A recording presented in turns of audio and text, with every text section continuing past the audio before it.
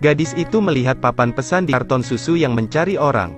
Tapi di foto itu adalah dia ketika dia masih muda. Bahkan dalam bayangannya, dia tidak berharap bisa bertemu orang yang dicintainya lagi seumur hidupnya. Ternyata suatu hari, 12 tahun yang lalu, neneknya membawanya ke pasar untuk membeli makanan. Namun baru satu putaran, nenek itu tidak melihatnya lagi. Nenek berlari sangat jauh untuk mencari sang cucu. Di mana-mana ada pemberitahuan orang hilang. Ia bahkan menggunakan semua tabungannya untuk memasang fotonya di karton susu. Seseorang membayar 2 kali lipat untuk membeli rumah lamanya. Tetapi dia tidak memikirkannya dan langsung mengusirnya. Dia takut cucunya tidak akan dapat menemukannya. Tetapi Tuhan tidak mengecewakan orang baik. Dan akhirnya ia mendapat kabar baik. Polisi menemukannya. Nenek mendengar itu dan segera berlari ke kantor polisi dengan paman tetangga. Dari polisi, dia mengetahui bahwa di masa lalu, orang yang merawat dirinya adalah ibu gadis itu. Namun tidak lama setelah ibunya meninggal karena kecelakaan, ayah tirinya juga melemparkannya ke panti asuhan. Dia tidak menyangka cucunya harus hidup begitu menyedihkan. Melihat gadis itu dibawa oleh polisi, matanya berubah merah. Dia telah tumbuh menjadi seorang wanita muda. Dia begitu besar sehingga dia hampir tidak mengenalinya. Tetapi dia masih memiliki kalung yang dia beli dan dipakai di tangannya. Gemetar, dan mengulurkan tangan dan menyentuh wajah cucunya. "Kenapa kamu tidak datang menemuinya? Saya telah banyak menderita akhir-akhir ini." Gadis itu tidak mengatakan apa-apa, hanya berdiri di sana dengan canggung. Pada saat ini orang di kantor polisi datang dan meminta mereka untuk mengambil gambar. Dia terharu sampai meneteskan air mata. Tapi anehnya gadis itu memiliki sikap yang sangat tenang. Kepulangannya disambut oleh semua orang di desa. Chupho juga diejek. Lebih dari 1 dekade sejak aku melihatnya tersenyum begitu bahagia. Dia tidak mau jauh dari cucunya. Ketika ia tidur, nenek harus memeluk cucu perempuannya untuk tidur. Ketika dia mandi juga tiba-tiba bergegas masuk. Membuatnya terkejut. Bahkan ketika dia pergi ke kamar mandi di tengah malam, dia juga ada di sampingnya untuk melihat. Dia terlalu takut cucunya tiba-tiba menghilang seperti sebelumnya. Keesokan harinya, nenek saya membawa saya ke jalan. Biasanya, ketika dia membeli sesuatu, dia membayar setiap sen. Tapi saat membeli untuk hadiah, selalu pilih yang paling mahal. Dia ingin menebus kekurangannya selama bertahun-tahun. Tapi di hadapan kedekatannya, ia selalu merasa asing. Reaksi pertama adalah resistensi.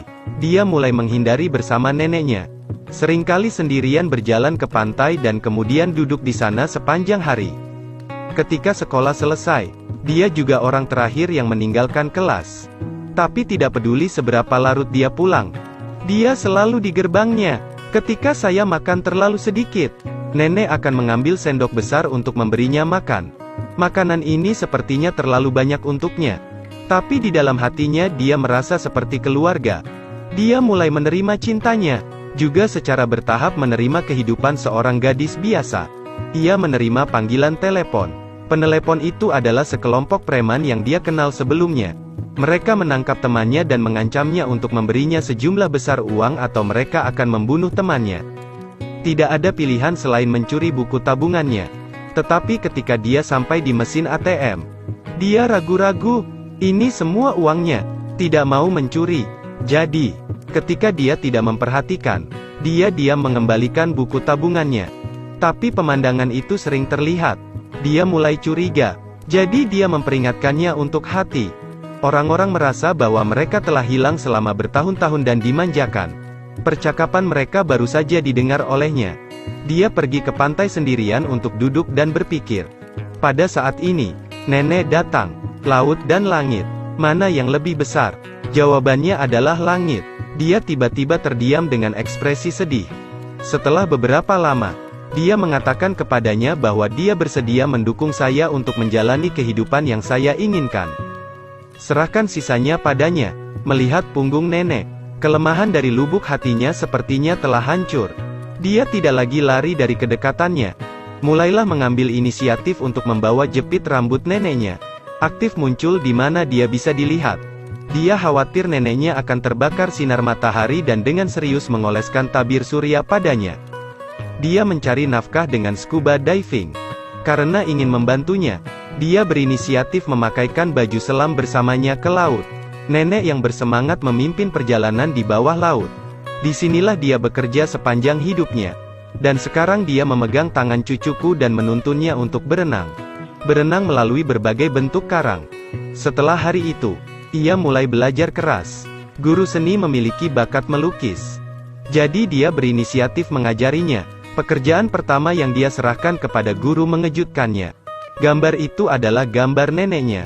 Guru melihat ini dan menyarankan agar dia datang ke Seoul untuk berpartisipasi dalam kompetisi menggambar. Hidupnya mulai mengorbit. Akhirnya dia bisa jadi cewek normal. Tapi kedatangan satu orang menghancurkan semuanya. Dia membuka mulutnya untuk meminta uang darinya. Bahkan memaksanya untuk mencuri. Menolak. Dia mengancam akan menemui neneknya. Takut tapi tidak bisa berbuat apa-apa. Karena dia adalah ayahnya.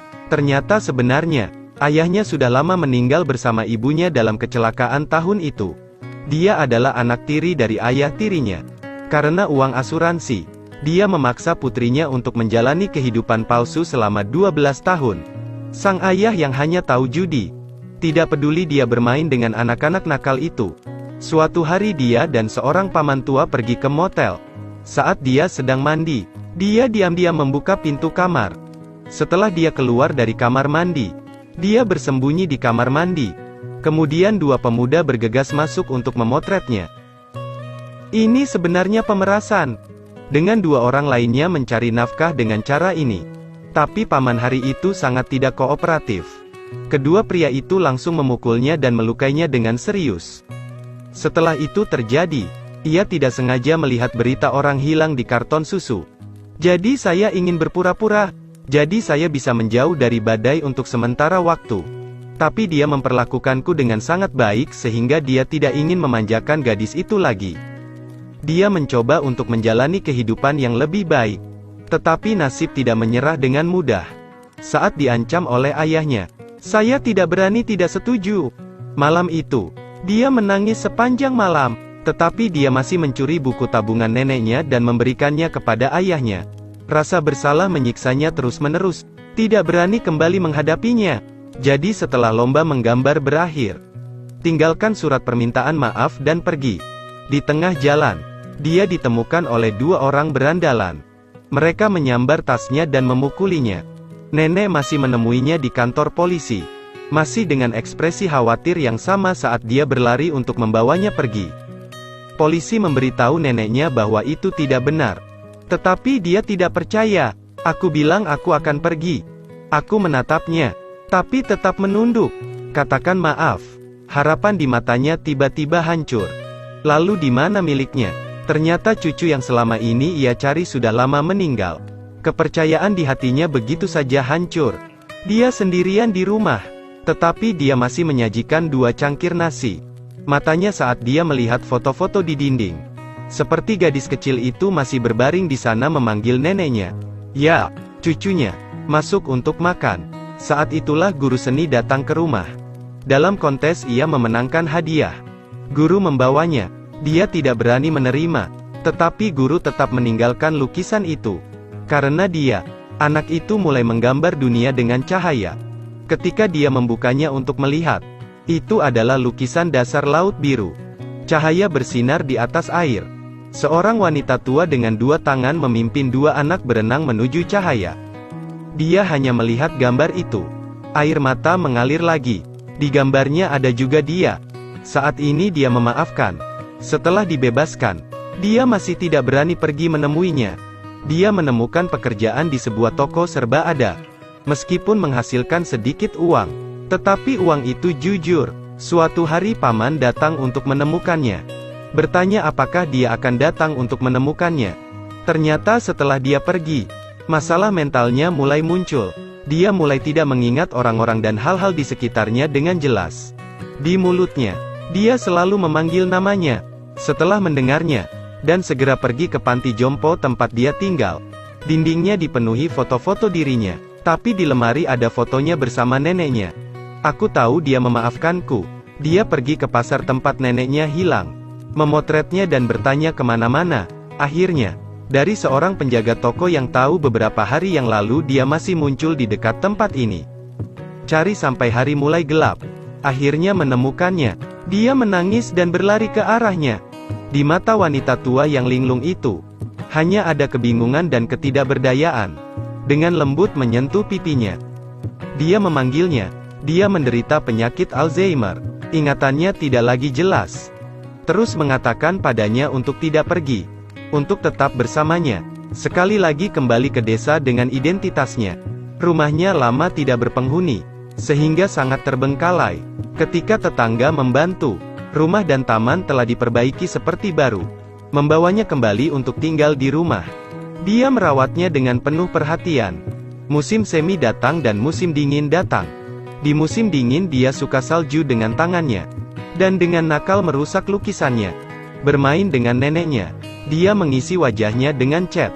Nenek yang membawa cahaya dalam hidupnya. Berikan dia semua cintamu. Suatu hari setelah dia membujuknya untuk tidur, dia tiba-tiba membuka pemecah petir. Tiba-tiba, dia mendengar suaranya. Ternyata dia takut untuk melupakan semuanya. Jadi dia merekam kata yang ingin dia katakan padanya.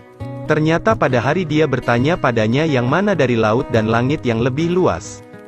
Dia menjawab bahwa langit. Dia tahu dia bukan cucunya. Karena ketika dia masih kecil, dia sering mengatakan bahwa laut lebih besar dari langit. Dia hanya tidak ingin mempercayainya. Pada akhirnya, dia masih memilih untuk mencintai dan menoleransinya. Akhirnya mengerti bahwa laut lebih lebar dari langit. Karena laut bisa merangkul langit. Dan nenek baginya seperti laut yang bisa menampung semuanya. Dan baginya, itu seperti cucunya. Dia senang bahwa periode terakhir hidupnya yang keras dapat melihatnya. Namun kesehatannya semakin memburuk. Dia harus pergi ke rumah sakit. Sebelum meninggal, dia meraih tangannya. Sekarang aku harus pergi. Kamu harus hidup lebih baik. Tangannya akhirnya jatuh. Ia menangisi kehilangannya. Dia pasti akan hidup sebaik yang dia inginkan. Dan akhirnya dia bertemu dengan kekasihnya di ladang bunga sawi. Dan gadis yang memiliki kehidupan yang gelap itu akhirnya bisa melangkah ke cahaya. Akan selalu ada seseorang di dunia ini yang akan mencintaimu tanpa perlu membalasnya. Laut lebih luas dari langit dan cinta selamanya lebih dalam dari laut.